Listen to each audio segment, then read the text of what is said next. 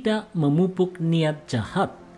Refleksi pagi 963. Bagaimana Yesus menanggapi pertanyaan muridnya tentang siapa yang akan mengkhianatinya? Mari lihat Yohanes 13 ayat 26 dan 27. Jawab Yesus, "Dialah itu yang kepadanya aku akan memberikan roti sesudah aku mencelupkannya." Sesudah berkata demikian, ia mengambil roti, mencelupkannya, dan memberikannya kepada Yudas, anak Simon Iskariot. Dan sesudah Yudas menerima roti itu, ia kerasukan iblis. Maka Yesus berkata kepadanya, "Apa yang hendak kau perbuat, perbuatlah dengan segera." Saudara-saudara, Yesus jelas menyampaikan bahwa Yudas Iskariot yang akan berkhianat. Niat jahat Yudas telah menyebabkan ia kerasukan iblis. Memupuk niat jahat memang jalan bagi iblis untuk merasuk dan merusak. Saudara-saudara, memupuk niat jahat adalah hal sangatlah perlu diwaspadai oleh setiap orang. Bila pengikut Kristus mulai mengakomodasi niat jahat dalam pikirannya, bahkan memupuknya dan membiarkannya bertumbuh subur dalam pikiran serta hati sanubarinya, maka inilah jalan masuk bagi si iblis untuk merasuk dan merusak. Ini haruslah dihindari. Oleh sebab itu, untuk menghindarinya, marilah kita mulai mengembangkan pikiran yang selaras Filipi 4 ayat 8 dengan memikirkan semua yang benar, semua yang mulia, semua yang adil, semua yang suci, semua yang manis, semua yang sedap didengar, semua yang disebut kebajikan dan patut dipuji. Melalui pikiran seperti ini, kita menolak pengaruh si iblis dalam hati, pikiran, dan tindakan kita.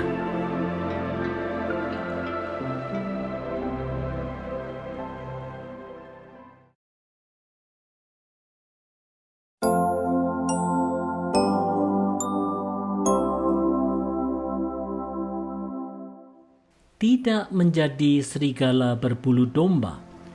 Refleksi pagi 964. Walaupun Yesus secara jelas telah mengungkapkan bahwa Yudas Iskariot yang akan berkhianat, tetapi apa tanggapan para murid? Mari lihat kisahnya di Yohanes 13 ayat 28 sampai 30.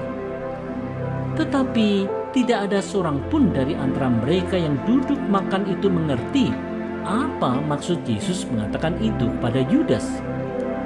Karena Yudas memegang kas, ada yang menyangka bahwa Yesus menyuruh dia membeli apa-apa yang perlu untuk perayaan itu atau memberi apa-apa kepada orang miskin. Yudas menerima roti itu lalu segera pergi. Pada waktu itu, hari sudah malam. Saudara-saudara, sebagai pemegang kas, Yudas tentu dianggap dapat dipercaya.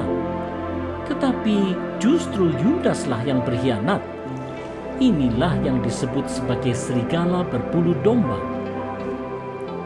Saudara-saudara, walaupun seseorang sudah menjadi orang Kristen, kecenderungan hatinya tidaklah langsung bisa gamblang terlihat.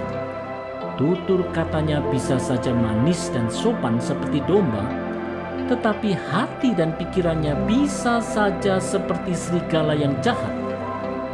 Penampilan luar dan tutur kata yang baik hanyalah sekedar kedok untuk niat jahat yang hendak dilakukannya.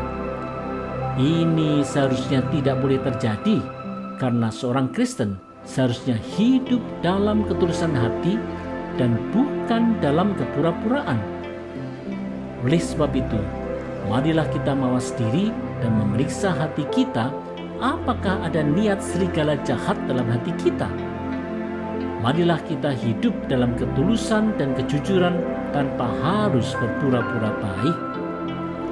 Di dalam kehidupan seperti ini, kita menjadi berkat bagi semua.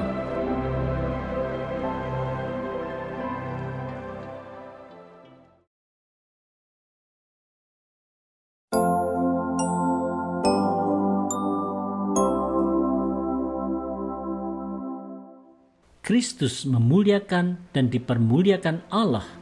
Refleksi pagi 965. Apa yang dikatakan Yesus setelah Yudas pergi untuk menyerahkan Yesus? Mari dengar perkataan Yesus di Yohanes 13 ayat 31 dan 32.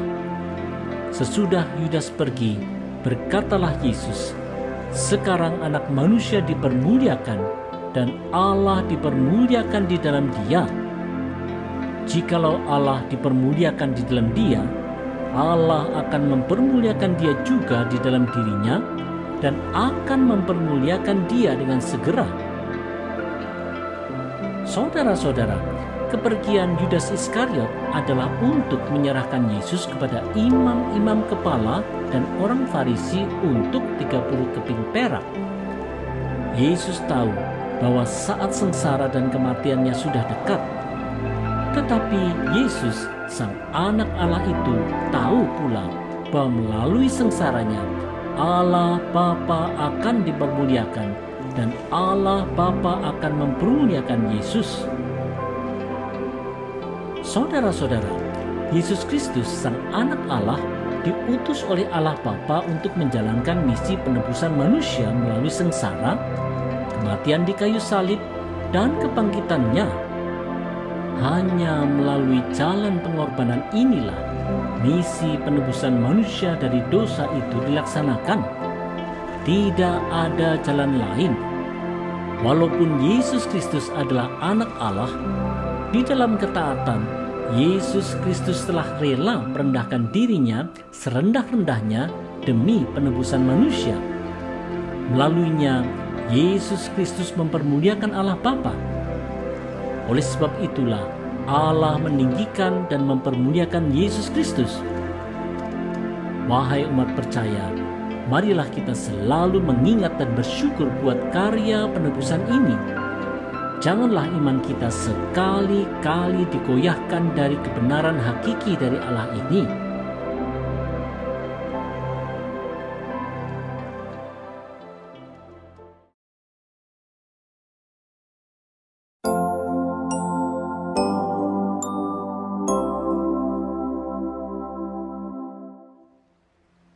Hanya melalui Kristus saja. Refleksi pagi 966. Setelah Yudas Iskariot pergi untuk mengkhianatinya, Yesus Kristus tahu bahwa saat sengsara sudah dekat. Ini perkataan Kristus di Yohanes 13 ayat 33. "Hai anak-anakku, hanya seketika saja lagi aku ada bersama kamu. Kamu akan mencari aku, dan seperti yang telah kukatakan kepada orang-orang Yahudi, ke tempat aku pergi tidak mungkin kamu datang. Demikian pula aku mengatakannya sekarang juga kepada kamu." Saudara-saudara, Yesus Kristus tahu bahwa saat kematiannya sudah dekat. Kristus juga tahu bahwa untuk menjalankan misi penebusan Allah, Dia harus turun ke dunia orang mati untuk mematahkan belenggu iblis dan untuk kemudian bangkit dan naik ke tempat yang maha tinggi. Jalan Kristus ini bukanlah jalan yang bisa diikuti oleh murid-muridnya. Saudara-saudara, jalan keselamatan yang dibukakan Allah melalui pengorbanan anaknya Yesus Kristus adalah jalan yang tidak bisa dilalui oleh siapapun selain Yesus Kristus. Bila kita mengacu kepada Alkitab sebagai dasar iman Kristiani kita, maka jelaslah diungkapkan bahwa hanya Yesus Kristus sajalah yang telah diutus Allah Bapa untuk misi penebusan dosa manusia. Inilah keyakinan dasar iman Kristen. Oleh sebab itu, walaupun ada bermacam-macam pandangan yang berbeda di dunia masa kini, orang Kristen haruslah tetap teguh berpegang pada Yesus Kristus saja sebagai Tuhan dan Juru Selamatnya. Hanya di dalam Kristus dan melalui Kristus sajalah kita memperoleh hidup yang kekal bersama dengan Allah Bapa dan Yesus Kristus Sang Anak Allah.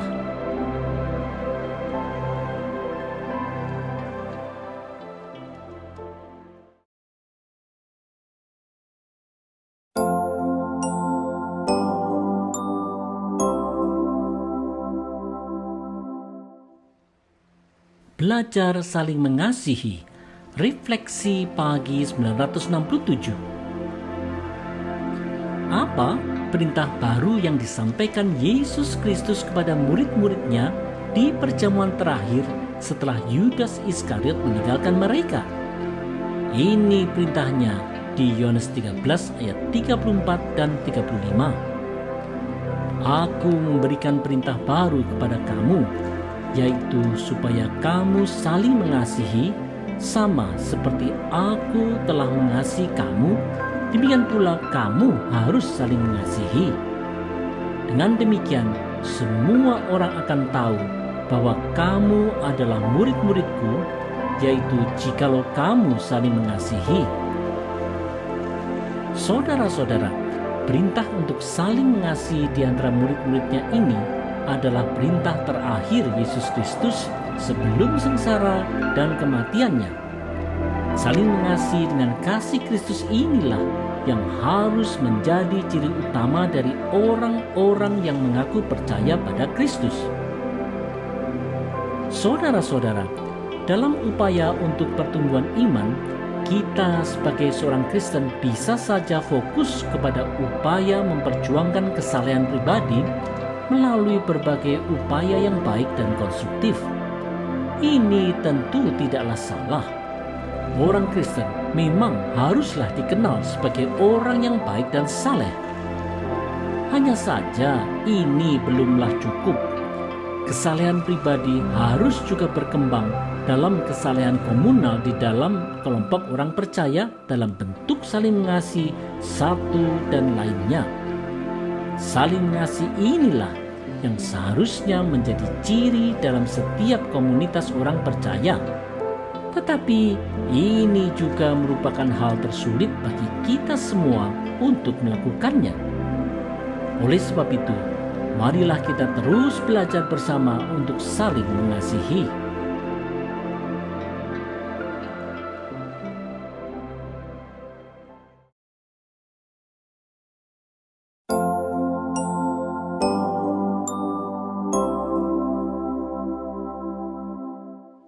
Tetap setia walau menderita. Refleksi pagi 968. Petrus ingin tahu kemana Yesus akan pergi. Marilah kita melihat jawaban Yesus atas pertanyaan Petrus ini di Yohanes 13 ayat 36. Simon Petrus berkata kepada Yesus, "Tuhan, kemanakah engkau pergi?" Jawab Yesus, "Ke tempat aku pergi, engkau tidak dapat mengikuti aku sekarang, tetapi kelak engkau akan mengikuti aku." Saudara-saudara, jalan penderitaan yang harus ditempuh Yesus Kristus untuk melaksanakan misi penebusan dari Allah Bapa adalah jalan yang harus ditempuhnya. Hanya Yesuslah yang diutus Allah Bapa untuk misi penebusan ini. Meskipun demikian, jalan penderitaan dalam menyampaikan berita Injil akan dialami juga oleh Petrus, rasul-rasul Kristus, para martir, dan para pengikut Kristus. Saudara-saudara, karena Allah Bapa begitu mengasihi dunia ini, maka Ia tidak membiarkan manusia untuk tetap berada dalam belenggu dosa. Dari semula, Allah telah membuat rencana agung untuk menyelamatkan manusia melalui Anak-Nya yang tunggal, Yesus Kristus. Melalui kitab Taurat, Allah menunjukkan bahwa penebusan memerlukan korban yang tak bercacat dan tak bercela. Hanya saja, penebusan dan pengampunan dosa waktu dulu itu bersifat sementara, karena pada saat yang ditentukan Allah Bapa, korban sempurna dalam diri Anak-Nya Yesus Kristus dinyatakan sekali dan untuk selamanya. Oleh sebab itu, janganlah iman kita pada Yesus Kristus goyah. Tetaplah memberitakan kabar baik dan terus setia menjadi saksi Kristus.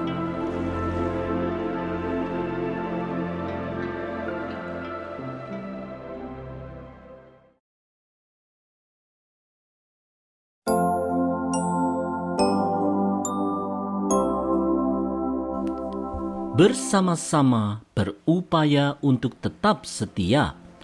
Refleksi pagi 969. Dengan gagah berani, Petrus menyatakan semangatnya untuk mengorbankan nyawanya untuk Kristus. Bagaimana tanggapan Yesus tentang sikap Petrus ini? Mari lihat Yohanes 13 ayat 37 dan 38. Kata Petrus kepadanya, "Tuhan, mengapa aku tidak dapat mengikuti Engkau sekarang? Aku akan memberikan nyawaku bagimu." Jawab Yesus, "Nyawamu akan kau berikan bagiku? Sesungguhnya aku berkata kepadamu, sebelum ayam berkokok, engkau telah menyangkal aku 3 kali." Saudara-saudara, semangat menggebu-gebu Petrus tidaklah cukup, karena beberapa jam kemudian ia akan menyangkal Kristus 3 kali. Fakta penderitaan memang sering meruntuhkan semangat dalam mengikut Kristus dengan setia. Saudara-saudara, sebagai anak Allah yang mengetahui apa yang akan terjadi, Yesus Kristus menyampaikan bahwa Petrus akan menyangkalnya. Walaupun Petrus adalah salah satu murid terdekat Yesus dan telah bersama Yesus selama beberapa tahun, Petrus sebenarnya tidak siap untuk ikut dalam penderitaan Kristus. Semangat menggebu-gebu serta euforia dalam mengikut Kristus bukanlah jaminan bahwa seseorang Kristen akan tetap setia mengikut Kristus. Oleh sebab itu, marilah kita saling mendorong dan saling menguatkan di antara sesama orang percaya, supaya kita secara bersama-sama dapat menghadapi segala tantangan, baik penderitaan maupun tantangan perubahan zaman. Janganlah kita bergantung pada kekuatan sendiri,